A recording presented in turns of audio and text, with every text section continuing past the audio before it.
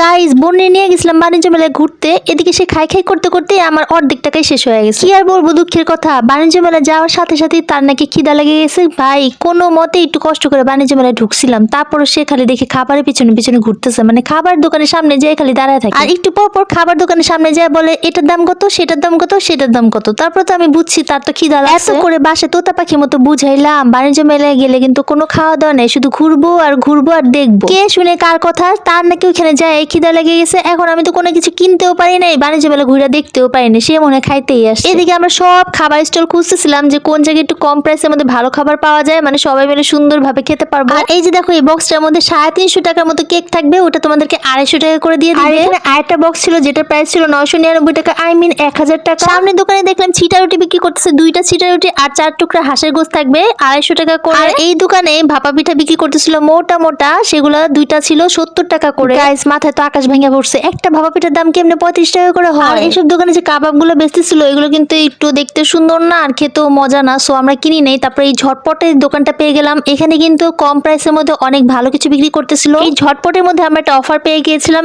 এক বোল ফ্রাইড রাইসের সাথে একটা চিকেন থাকবে 130 টাকা। আর এই দোকানে কিন্তু এই অফারটা চলতেছিল, বাকি সব দোকানে অনেক অনেক দাম ছিল খাবার। আমরা এই কম্বো অফারটা কিনে নিয়েছিলাম আর আমার কাছে এটা খুবই মজা লেগেছে, আমরা খেয়েছিলাম এটা। আর এই দোকানে ছিল ফ্রেঞ্চ ফ্রাই 80 টাকা, চিকেন নাগেট 80 টাকা, স্পাইসি চিকেন 70 টাকা আর চিকেন মিটবল ছিল 40 টাকা করে। এই যে দেখো আমাদের ফ্রাইড রাইস আর চিকেন মোটামুটি ভালোই ছিল, মানে একজন খেতে পারবা, 2-3 জন কিন্তু খেতে পারবা না, মানে ভালোই লেগেছে আমাদের কাছে। আর এখানে যে উপরে ব্যাগগুলো দেখছো এগুলোর দাম ছিল 2200 টাকা করে আর এগুলো ছিল 1000 টাকা করে। খাওয়া দাওয়া শেষে একটু হাঁটাহাঁটি করতে চাইলাম, এদিকে আমার বোন বলতেছে আমি আর হাঁটতে পারবো না, আমার পা ব্যথা করতেছে, সো সে এখানে রেস্ট নিচ্ছিল আর আমি এদিকে একটু পাশে ঘোরাঘুরি করতেছিলাম। আর এই যে দেখতেছো ওয়ালে ঝুলানোর জন্য এগুলো কিন্তু প্রত্যেকটা 150 টাকা করে ছিল, এগুলো কিন্তু কম প্রাইসে বিক্রি করতেছিল। আর এই দোকানে কিন্তু কিছু গাছপালা দিয়ে ভরা ছিল, সেটাও দেখেছি আমি, ওগুলোর প্রাইস অন্যরকম ছিল কিন্তু অনেক ভালো ভালো সুন্দর সুন্দর জিনিস পাওয়া যাচ্ছিল। এই যে দেখতেছো হাতে নেওয়ার মতো ব্যাগটা, এটাও কিন্তু 150 টাকা করে ছিল, খুব সুন্দর কিন্তু এটা। আর এটা কিন্তু সবার জন্য পার্টিতে যাওয়ার জন্য নিতে পারবে। আর এই যে দেখো ঘর সাজানোর জন্য এই গাছগুলো এত সুন্দর লাগতেছিল, এগুলো কিন্তু সুন্দর সুন্দর বারান্দায় ঝুলিয়ে রাখলে অনেক ভালো লাগে। এই দেখলাম কার্পেটের দোকান, আর এই কার্পেট গুলো দেখে চিন্তা করতেছিলাম কবে যে নিজের একটা সুন্দর একটা ড্রয়িং রুম হবে, আমি এই কার্পেট গুলো দিয়ে আমার ড্রয়িং রুমটাকে সাজাবো। পাশেই শিকের গ্রান আর গ্রিলের গ্রান দিয়ে আমার নাক ভরে যাচ্ছিল, মানে এত সুন্দর সুবাস আসতেছিল,